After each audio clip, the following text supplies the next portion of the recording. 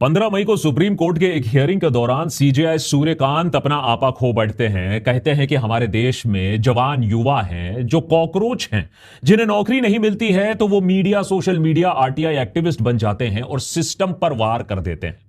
अब सरकार और सिस्टम युवा को कॉकरोच की तरह समझती है, यह बात किसी से छुपी तो नहीं है। युवा अगर 2 सवाल पूछ ले, एक प्रदर्शन कर ले, तो कॉकरोच की तरह उसे मसल दिया जाता है, डंडे मारे जाते हैं, एफआईआर की धमकी देकर उन्हें चुप करा दिया जाता है।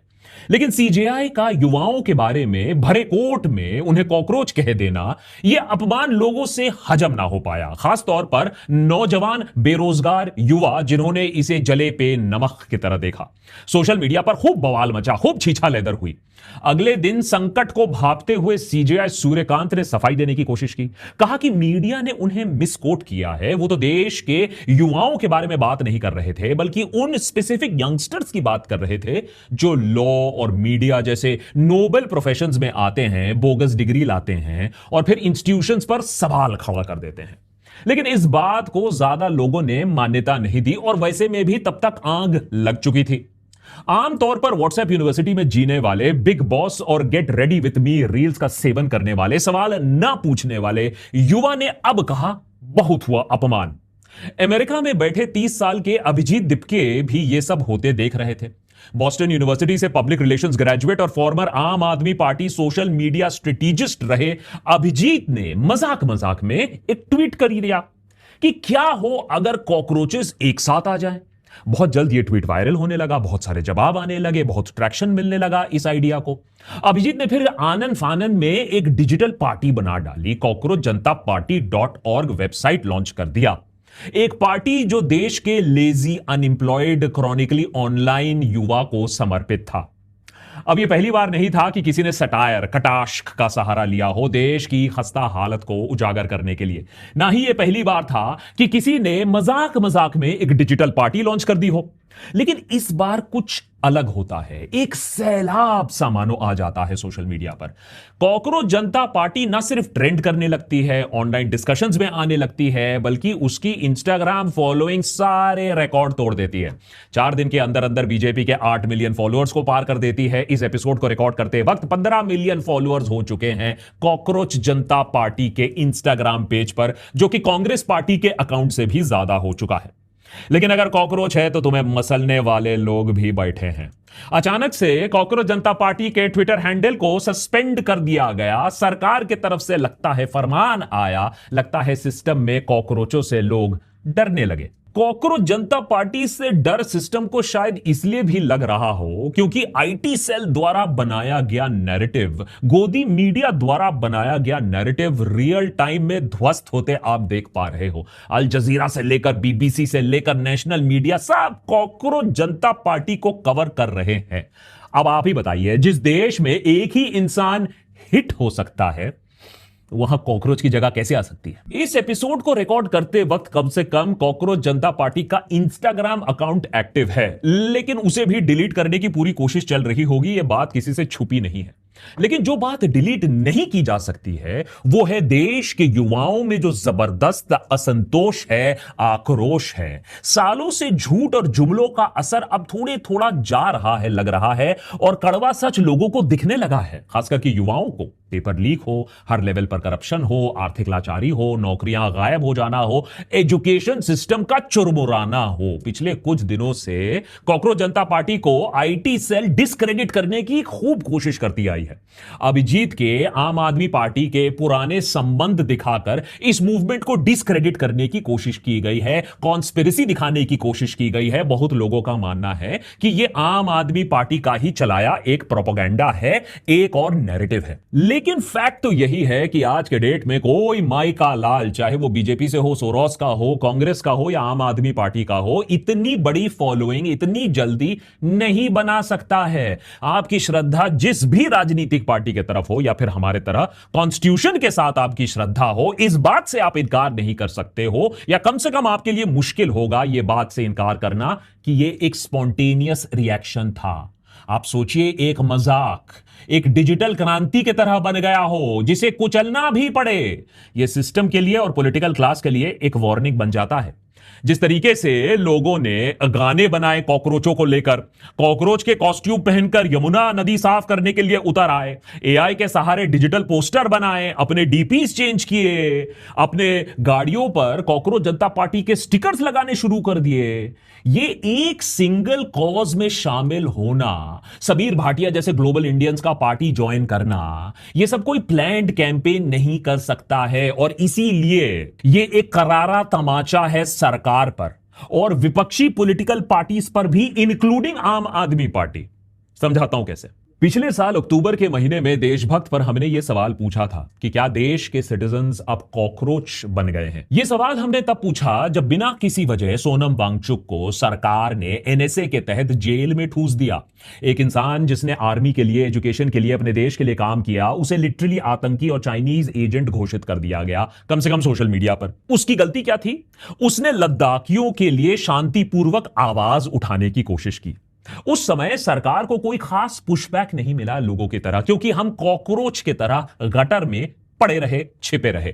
जब नीट पेपर बार बार लीक हुआ, पिछले 7 सालों में 60 बार पेपर कम से कम लीक होने की घटनाएं हमारे सामने आई, तब जब स्टूडेंट्स ने अपनी आवाज उठाने की कोशिश की तो उन्हें बेरहमी से कुचला गया, पीटा गया।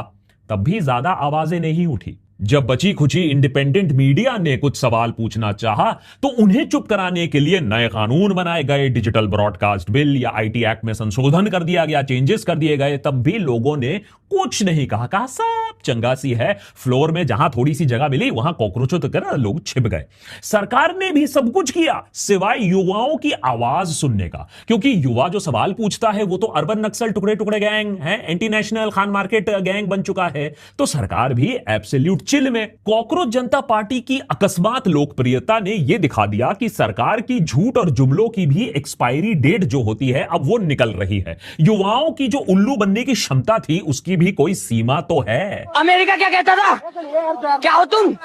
आज हम कहते तू क्या है बे?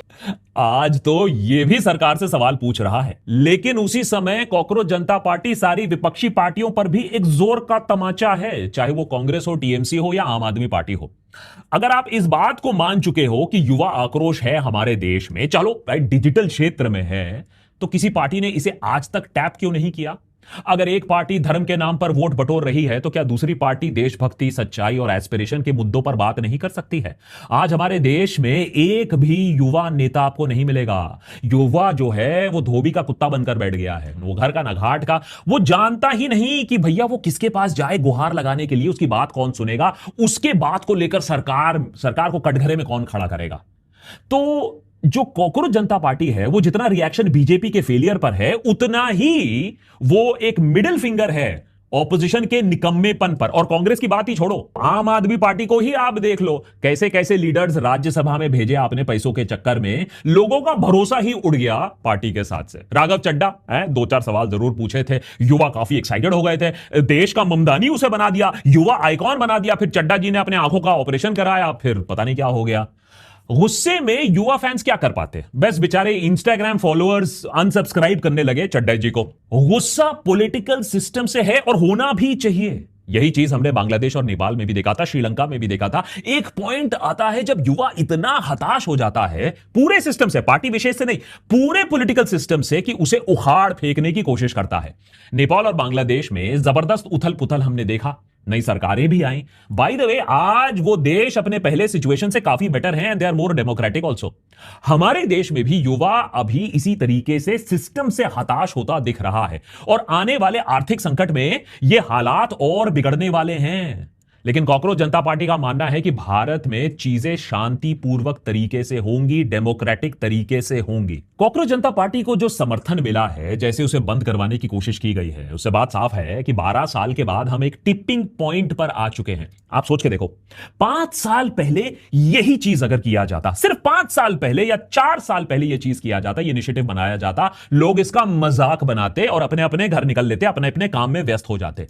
देशभक्त पर हम सालों से इस बात को दर्शाते आए हैं कि सरकार को मालूम है कि एक दिन आएगा जब उसकी प्रोपेगेंडा की सीमा आ जाएगी। एक समय आएगा जब लोगों का भ्रम टूटेगा। लेकिन तब तक मीडिया और इंटरनेट पर इतना तगड़ा कंट्रोल हो जाएगा कि लोग बोलने लायक नहीं रहेंगे। आज हम यही देख रहे हैं। आज कॉकरोच जनता पार्टी के किसी अकाउंट को भी सरकार नेशनल सिक्योरिटी पब्लिक ऑर्डर का हवाला देकर डिलीट, सस्पेंड, ब्लॉक, बैन करवा सकती है। यह काम लीगली होगा, बाय द वे। यह सब लॉ के दायरे में किया जाएगा। तमाम इंडिपेंडेंट मीडिया इसके बारे में आपको आगाह करती रही है, हम बात करते आए हैं, लेकिन तब तो कुछ नहीं किया हमने। अब शायद काफी देर हो चुकी है। कॉकरोच जनता पार्टी को मान के चलना होगा कि सरकार उसे कॉकरोच की तरह ढूंढ ढूंढ कर मारेगी, कुचलेगी। लेकिन यही तो कॉकरोचों की खासियत भी होती है, एक मारो 5 और आ जाते हैं। अरे कॉकरोच तो न्यूक्लियर अटैक से भी बच सकते हैं, ये तो सिर्फ इंसान है इनके सामने। इसीलिए कॉकरोच जनता पार्टी को इंसान नहीं, कॉकरोचों का रूप धारण करना पड़ेगा, जहां इंडिविजुअल फोकस पार्टी नहीं कि मैं लीडर हूं, मैं बात करूंगा। जहां आपने ऐसा किया वहां खेल खत्म। क्या अकाउंट डिलीट होने के बाद भी कॉकरोच जनता पार्टी जिंदा रह सकती है? जी हां, बिल्कुल रह सकती है।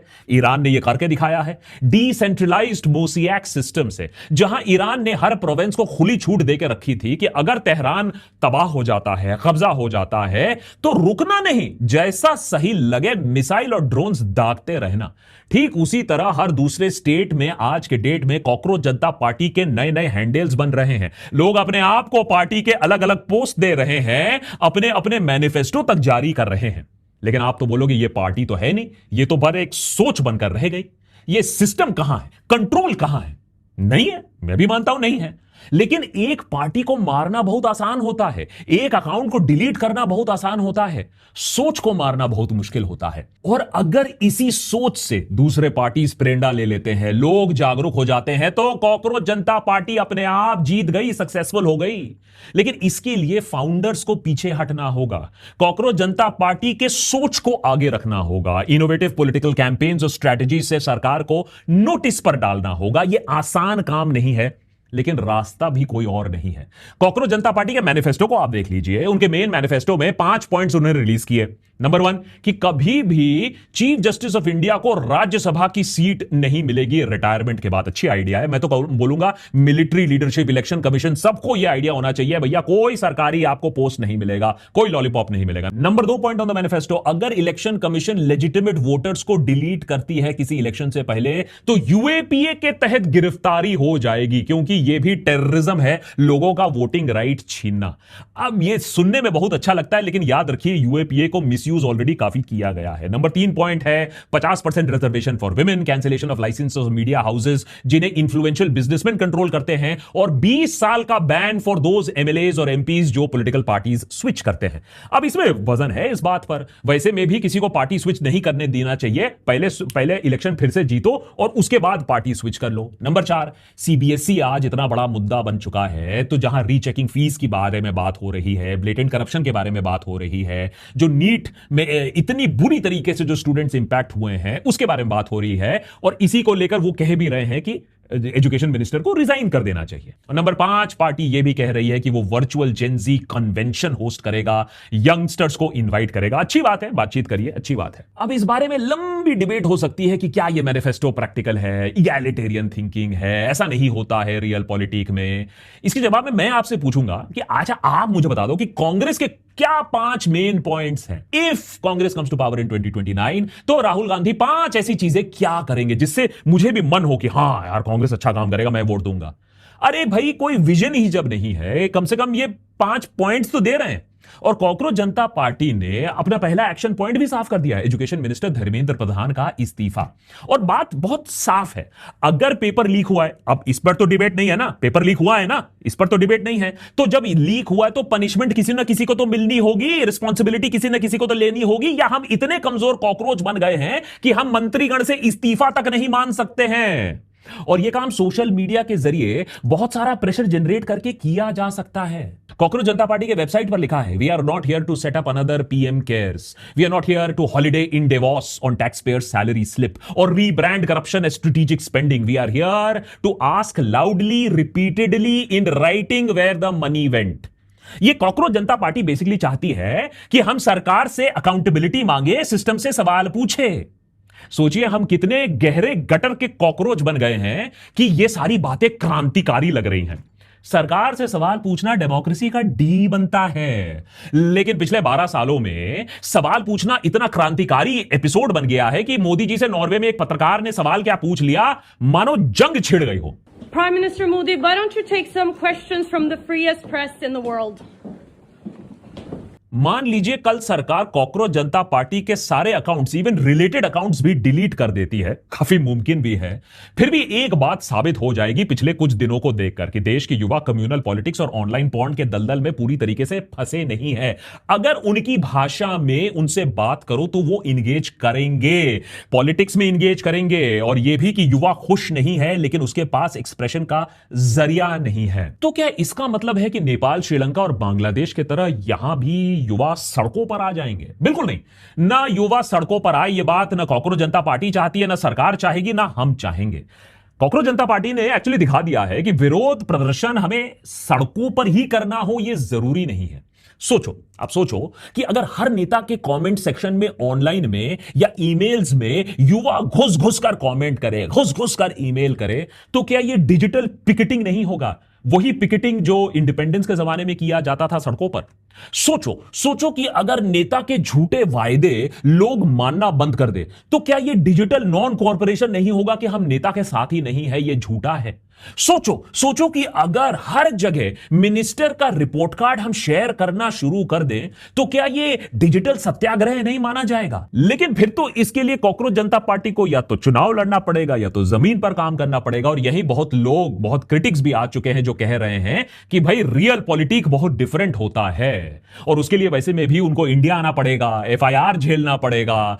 तो उसके बिना भी कॉकरोच जनता पार्टी बहुत कुछ कर सकती है। समझाता हूं। अगर कॉकरोच जनता पार्टी लोगों को जागरूक करने में सार्थक हो जाता है कि युवा को वो दिखा सके कि आगे खाई है, अगर वो अभी भी नहीं जगे। सोचो कि अगर कॉकरोच जनता पार्टी लोगों को दिखा सके कि 12 सालों से लोगों की आमदनी वही की वही ठप पड़ी हुई है, उनका फ्यूचर कैसे खराब हो रहा है, देश कैसे बट रहा है, तो ये सक्सेस नहीं होगा। सोचो कि अगर वो लोगों को समझा सके कि सरकार किसी समुदाय के खिलाफ नहीं है, वो सबको कॉकरोच समझती है, बुलडोजर किसी के ऊपर चला सकती है अगर जरूरत पड़े तो। सोचो कि अगर कॉकरोच जनता पार्टी गोदी मीडिया को पूरी तरीके से एक्सपोज करने में सक्सेसफुल हो जाती है, लोगों को यह दिखाती है कि कैसे आज तक से लेकर एनडीटीवी सब कर्जे पर डूबे हुए हैं, इन मिस इंफॉर्मेशन दिन रात फैलाते हैं। सोचो कि सरकार ही नहीं, कॉकरोच जनता पार्टी विपक्ष को भी और मेहनत करने पर मजबूर कर देती है, तो यह जीत होगी या नहीं होगी?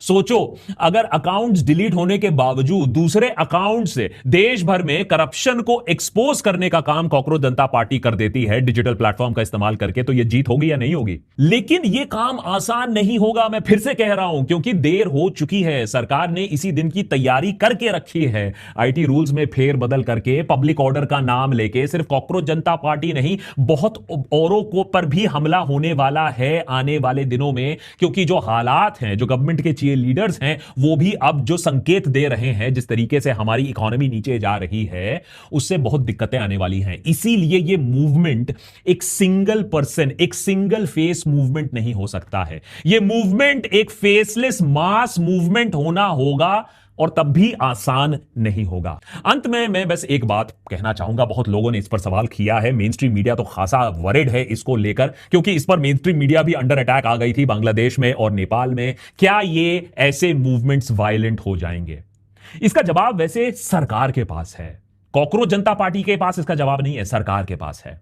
दरअसल होता क्या है, जब आप लोगों को अपना जो फ्रस्ट्रेशन है वो वेंट करने देते हो तो चीजें आउट ऑफ कंट्रोल नहीं जाती हैं। जब आप लोगों को शांतिपूर्वक प्रदर्शन करने देते हो, प्रोटेस्ट करने देते हो, लिखने देते हो, बोलने देते हो, यह मैं नहीं कह रहा हूं कि गाली गलौज करना चाहिए, लेकिन जब लोगों को जो दुख है लोगों का वो आप सुनते हो, उस पर आप काम करते हो, उस पर आप डिस्कनेक्टेड नहीं लगते हो, तो फिर मामला ठंडा पड़ सकता है। लेकिन जितना आप लोगों को दबाओगे, जितना आप लोगों को डिलीट करोगे, अकाउंट सस्पेंड करोगे, जैसा हमने आज देखा, उससे क्या होता है, जो गुस्सा होता है, जो डिस्ट्रस्ट होता है, जो आक्रोश होता है, वो बिल्डअप करते रहता है। और यही हमने नेपाल में फूटते देखा, जब नेपाल की सरकार ने इंटरनेट को और कंट्रोल करने की कोशिश की। तो मामला ऐसा हो गया है कि अब सरकार को डिसाइड करना होगा कि कितना और कॉकरोचों को कुचलना है, कितना और लोगों को रौंदना है, या फिर उनकी बात सुननी है चैन से बैठकर। अगर सरकार सुनती है तो मेरे ख्याल से हमारे देश में कभी भी कोई भी ऐसी अनटूवर्ड इंसिडेंट नहीं होगा जो नेपाल और बांग्लादेश में हुआ है।